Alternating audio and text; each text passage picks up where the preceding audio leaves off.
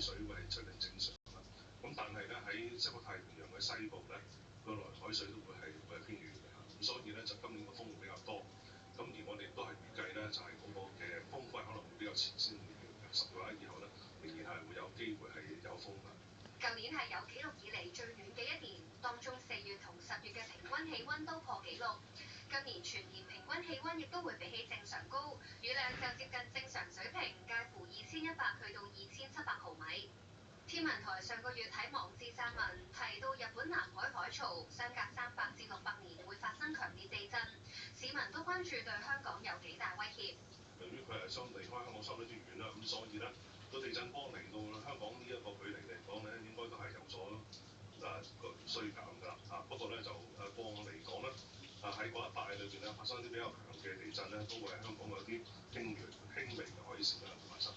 天文台又表示會引入人工智能協助預測天氣，包括雷暴等等。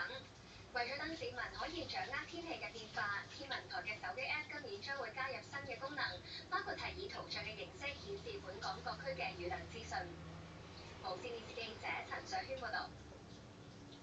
行政長官李家超宣布，立法會換屆選舉定喺12月7號投票，議席維持90席。行政長官李家超宣布，下屆即係第8屆立法會選舉，投票將定喺12月7號星期日舉行，選出90名立法會議員。9月7號會先舉行選舉委員會界別分組補選，喺967席嘅選委委員入邊補選90席。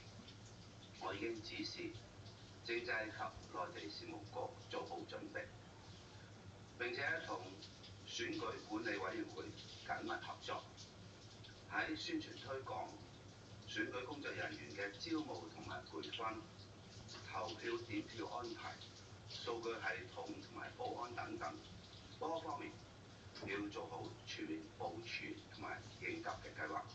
另外，啟德體育園今個月開幕以嚟，接連出現受社會關注嘅事件。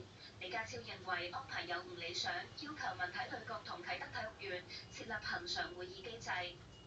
文體旅局應該聽體育園匯報佢嘅工作暢順同埋運作嘅情況，亦都提出意見。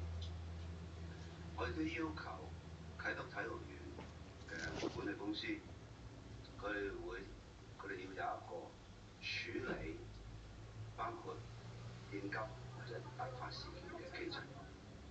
第三係要有發言人嘅機制，讓市民咧可以第一時間了解任何問題。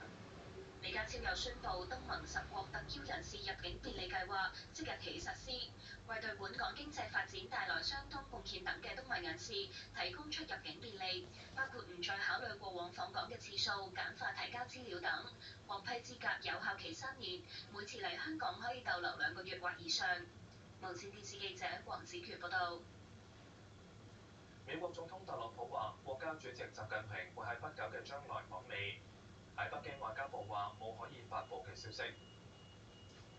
美國總統特朗普星期一喺華盛頓出席甘迺迪表演藝術中心董事會會議。對於有美國傳媒話國家主席習近平喺6月15號生日，特朗普就係6月14號生日。中美雙方正討論兩國領袖喺6月舉行生日峰會。特朗普就話習近平會喺不久嘅將來訪美。President Xi, and he'll be coming in the not too distant future. When we had India last week, we had France last week, we had a lot of people. 自特朗普重返白宮之後，唔單止向全球多國徵收關稅，更加宣稱中方未有遏止鴉片類藥物芬太尼流入美國，對中國貨總共加徵20%嘅關稅。野村證券指出，目前進口美國嘅中國貨平均關稅稅率升到去33%左右。習近平喺2023年11月第5次以國家主席嘅身份訪美，佢喺加州會晤時任美國總統拜登。至於特朗普曾經喺2017年第一個總統任期內訪華，《華爾街日報》日前有分析話，習近平應邀訪美嘅機會唔大。一方面目前中美關係緊張，如果習近平訪問華盛頓，可能外界會視為向特朗普屈服。另一方面係特朗普上個月底同烏克蘭總統澤連斯基喺白宮罵戰。有中方官員就憂慮習近平可能會遇到不法場面。彭博社引述消息人士話，美方未有明確講明，希望中方喺應對芬太尼問題方面要採取乜嘢具體措施，以換取關稅減免。白宮就否認相關嘅講法，話已經透過外交渠道向中方傳達信息，但未有交代細節。中共中央政治局委員兼外長王毅上個月到訪紐約嘅聯合國總部，主持安理會高級別會議，期間冇接觸特朗普內閣官員。王毅早前講到中美關係，話互相尊重係國與國交往嘅基本準則，亦都係中美關係嘅重要前提。任何國家唔能夠幻想一邊對華打壓制，一邊同中國發展良好關係，兩面人嘅做法不利雙邊關係穩定。無線電視記者朱少麟報道。解放軍星期一喺台海附近開展軍事演習。國台辦話，軍演係懲戒民進黨嘅賴清德不斷